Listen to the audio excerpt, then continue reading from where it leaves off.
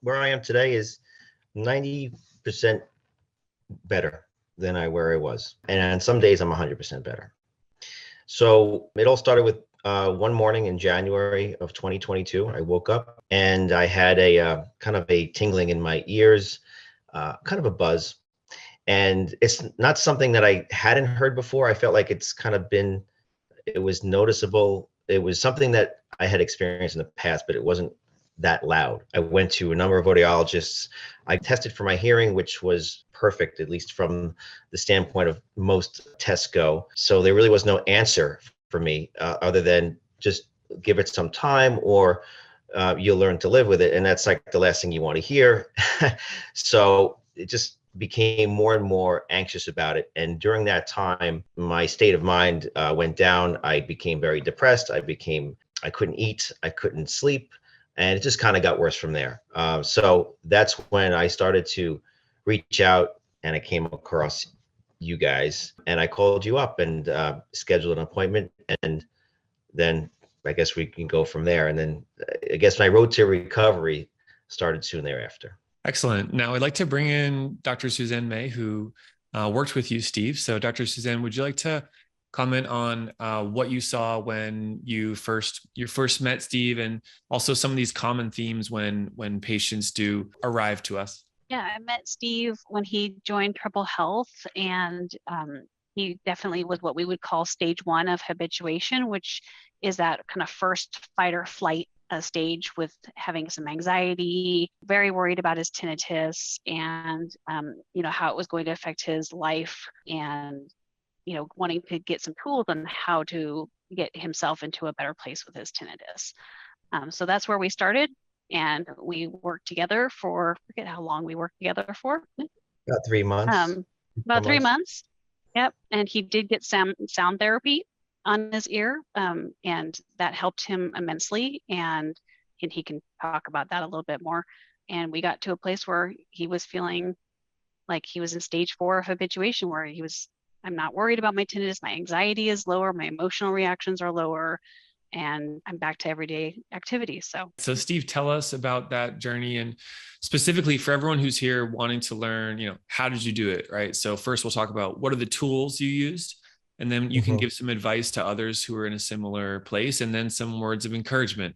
So what tools were beneficial to you in your tinnitus treatment? Well, there's a number of things, but I would say, Ben, first and foremost was the education and the confidence I got from Suzanne, and being very open and honest with me and telling me that it will get better. And having Suzanne having tinnitus herself and been through it, I felt like there was someone I could really entrust, and I trusted her, and she explained to me how it works, the process works. And the more I would ask her questions, she would be always available for those questions, and when my panic attacks were happening. And so the education was extremely valuable. Not only that, just hearing all of the positive stories that I've seen on your channel, hearing other folks explain how they were in such a bad place as I had been experiencing, but they got better and they improved. And it was something that happens regularly. It happens, the habituation process will occur.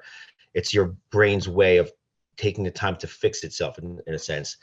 And so for me, it turned around when I believed that, when I finally believed that, okay, it's going to happen. It's not going to happen tomorrow. It may not happen a week from now, but just being aware that in time it will. And I was able to settle down. And when I did settle down, I started to notice a difference. And that difference came in brief moments of like, I don't hear it anymore. Like it was gone at that moment. And I was having a conversation with someone, and I just so remember to this day that the first time, like I had to like look for it, like, oh my God, that's what it's like. That's what I get it now. And then that just kept on happening. And it happened with the help of, I had ear level sound generators on, which helped distract my brain and help distract the noise. And I relied on that for a while, but knowing that it was most likely a temporary thing. And it ended up being a temporary thing until I got over that anxiety and that hump. And slowly but surely that the anxiety came down, and actually the periods of not hearing it increased into the point where it was, some days I don't have it at all.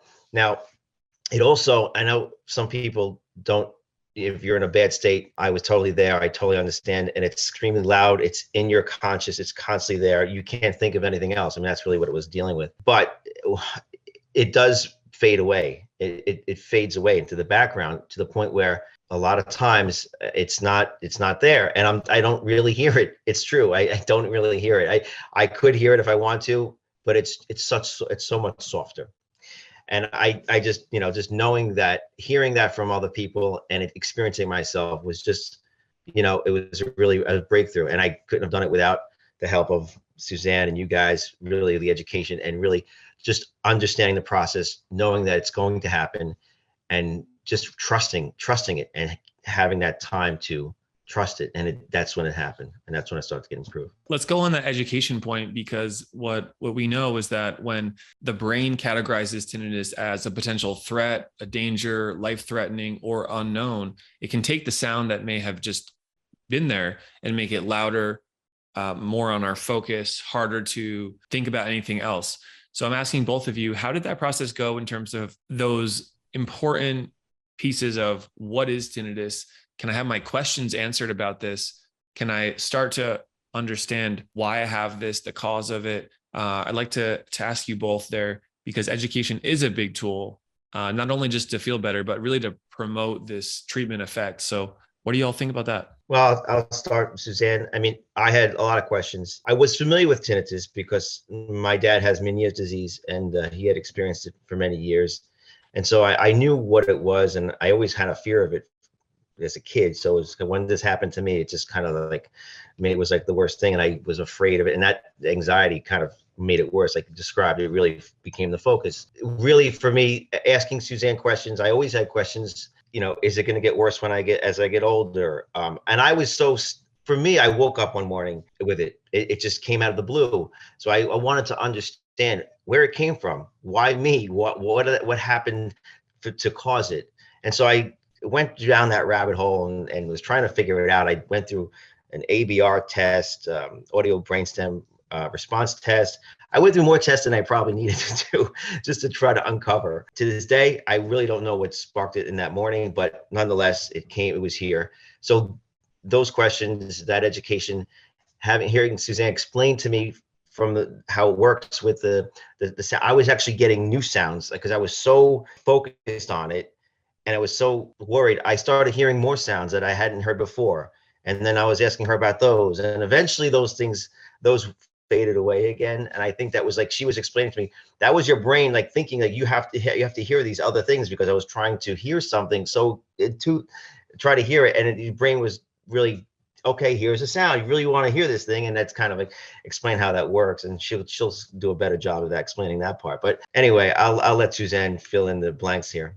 I'd just say that, being a tinnitus specialist and having tinnitus myself, like I have not only the personal experience, but the expertise experience, and just being able to answer any questions that came along and being able to, give examples from other patients that I had worked with in the past. I think that helped a lot. My own personal experience, that helped a lot. I'm always a big fan of explaining anatomy and how things work inside the body, because I feel like that really answers a lot of questions.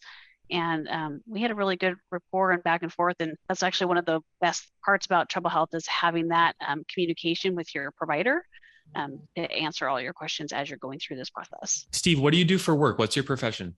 I'm a pharmacist. So how did that knowledge affect your journey here with tinnitus? And that can just be as a scientist, learning, researching, and then also as someone who might wonder, is there a pharmaceutical treatment for this? How did that process go for you? It probably hurt as much as it helped me, to be honest with you, because having that research and that scientific background, I really tried to uncover what it was that caused this in me. And I think going down that rabbit hole made it worse, right? So it kind of hurt a little bit.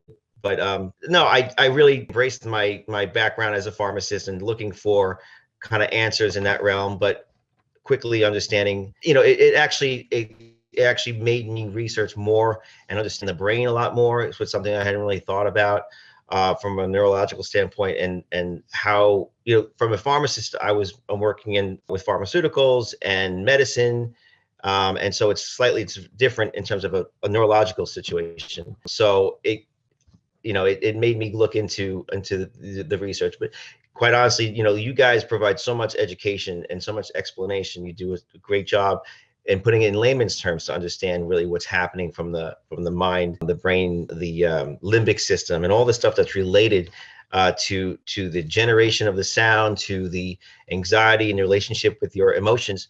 That eventually, understanding all of that was really helpful to saying there's a path forward, and that path forward is habituation, and then all these things kind of settle down in time. And so that really helped with my confidence, really. Oh, and as much as you'd like to share, do you have any advice for others who may have questions about pills, pharmaceuticals, managing anxiety related to tinnitus? As much as you feel comfortable with, do you have any advice for others in that who have that question? Yeah, I mean, don't look for a pill to like stop the sound immediately. It doesn't really work that way. If you're going down that's not going to be helpful. What is helpful is settling your system, calming your brain down, comfortable with knowing that you're going to be better, that how it is today is not how it's going to be in the future. It just takes a long time to really believe that. And once it starts happening, then that confidence grows. I have no shame in admitting that I did take some pharmaceuticals at the beginning to help me get over the anxiety, right? I couldn't sleep. I was taking sleeping pills and other medications to calm my system down and to help me with that for those first couple of months where it was really dramatic. I have never experienced depression before. I'm always usually a happy-go-lucky guy until this happened. So I got to experience what that was too for the first time. And so I would say the medicines could help from a sleeping standpoint, helping calm you down, anti-anxiety medications, some SSRIs, what works for you, as long as you get to that place of calm and understanding and calmness. Really, that's really the benefit of the medicines. Not necessarily going to stop the sound, but in time, when your system is calm and you start to experience those parts of where it's not there, that's when you grow and you get better and better. Thank you, Steve. I'd like for Suzanne, you to comment on really your perspective on what Steve went through, how it relates to other people. And then we'll have more time, Steve, for you to share other advice and also encouragement. So Steve definitely went through, I would say, all 4 stages of the habituation process. You'll hear that term talked about a lot. Habituation really is like a decreasing in your physical and emotional reactions to a repeated stimuli. So, the physical reactions of an upset tummy, sweaty palms, the emotional reactions being anxiety, or even a little bit of sadness. You do go through the grieving process when you have tinnitus for sure. And so just taking them through and breaking it down step by step of, here is the anatomy of the ear and how it works. And this is what's happening with the brain and how it's perceiving tinnitus. And this is what's happening with the emotional center with tinnitus. And this is, what you're going through this cycle of tinnitus and how to break that down, how to break the cycle, how to use different techniques, how to use the sound therapy. And just, he went through the little stages, which is stage 1, you feel like it's all encompassing, surrounding you 100% of the time. And then you start having little moments where you start noticing little breaks away in the tinnitus and start realizing that, okay, things are changing. I think that's when Steve would email me like, okay, it's a different sound. Now what? And then we get to stage 3 where you start noticing longer breaks where like, wow, I've had a couple of days where I've been feeling good and haven't had that reaction. And it's kind of like, I would say this bunny hopping down the hill. He probably didn't recognizes that analogy of where, you're kind of going up and down, but you're always making forward progress to the end goal. And finally in stage 4, where you have an emotional acceptance to your tinnitus, you might hear it might still be there, but now you don't have those physical reactions of the tummy upset, the sweaty palms. You have an emotional acceptance to it and say, I have this, but I'm not going to let it have power over me. I'm moving on. And a lot of times the perception of the volume does change when you have that acceptance. So we kind of went through all 4 stages together. Yeah, that's a great point about the bunny hop down. It's true. You take 2 steps forward and 1 step back, and I would get upset about that. But hearing Suzanne explain, it's not a straight level down. It takes time, and you will experience good days, bad days. And quite honestly, I have mornings where it's not there at all. And it's so calm. And then I have times where late in the day, if I don't sleep enough, or sometimes I'm exposed to loud sounds, it's more prevalent again. And I know it has that ability to do that. But even when that happens I know when I wake up, or I know it's going to come back down to that baseline level where it's just normal, and where it's barely, in my consciousness, right? And I want to just, tell everybody, I was really bad. It was really, really bad. I would wake up in the middle of the night, which you mentioned, sweating palms and sweat. I would have night sweats, and my heart would race like crazy. And I was just in a very bad place. I'm not a very big person. I lost like 30 pounds, and I was very, very skinny and I slowly gained weight back during the course of Suzanne was seeing me. I guess maybe that kind of correlated with my improvement. I was getting heavier again. And so it was very bad for me.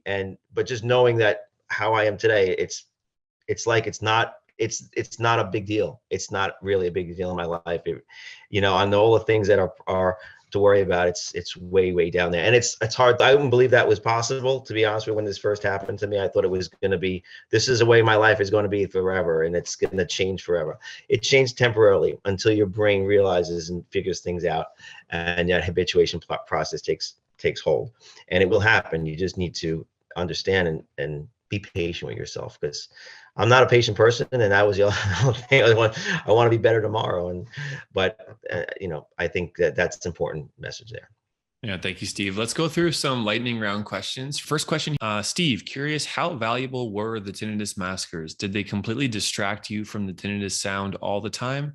Tell us more about that. Yeah, so they were very, very helpful, and that was part of like getting over the fear, and having those. It's kind of like just a safe place for me. I would have them set up with an audiologist, local audiologist here, and program them to be in the right zone, the right range, so that I could still kind of hear my tinnitus, but it would mask a little bit. And just having those on just allowed me to just think of other things. And I have birds or crickets, and I feel like I would just take long walks, and I would listen to those things, and I would allow my mind to think of other things. And that really helped. It really was, a way to get over that hump of not constantly focusing on that sound, allowing the sound therapy to mix it up so that you're able to think of other things. It's just normal. You're just walking in the street, and there's birds chirping, or there's crickets, and that you really have to kind of force yourself to do that. I'm going to trick your brain, really. You have to kind of, that's what you're doing. You're tricking your brain. And that the sound therapy played a large role in that. And but it didn't last that long. I mean, I had the sound ear generators. I still have them in months. I really don't need them anymore. So keep that in mind too. Thank you, Steve. Next question. Steve, how long did it take for your tinnitus and for things to calm down? This is referring to that initial really intense period where sleep, weight loss, all that you spoke about was affected. How much time did it take? Yeah, a good like 3.5 months, 4 months before I started experiencing those breakthroughs where it was not noticeable anymore. And so that was the period for me. And then I would experience that, but then it wasn't just better from that point on. It was up and down, but just little by little experiencing those breakthroughs, and then getting that confidence that I will be better, that the stories I'm hearing are true, and that what Suzanne's been telling me for all this time is true.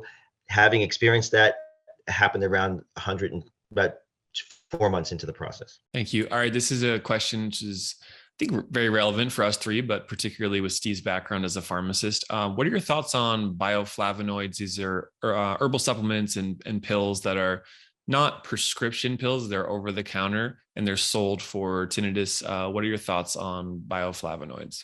Well, I mean, it's not going to hurt you. I don't think it's going to hurt you. I actually took a lot of vitamin B complex because it's good for nerves. I actually take magnesium, which is also good for helping me relax. And that's part of like that process of just calming your body down. I don't think there's a cure-all over the counter that's going to work for shutting the sound down, but it's not going to be harmful to you, I wouldn't say. But I wouldn't go down expecting to have a cure through that way. Use it more as a supplement to help overall being healthier. I think the vitamins were beneficial to me just from entrusting that it's good to have the vitamins in my system, Yeah.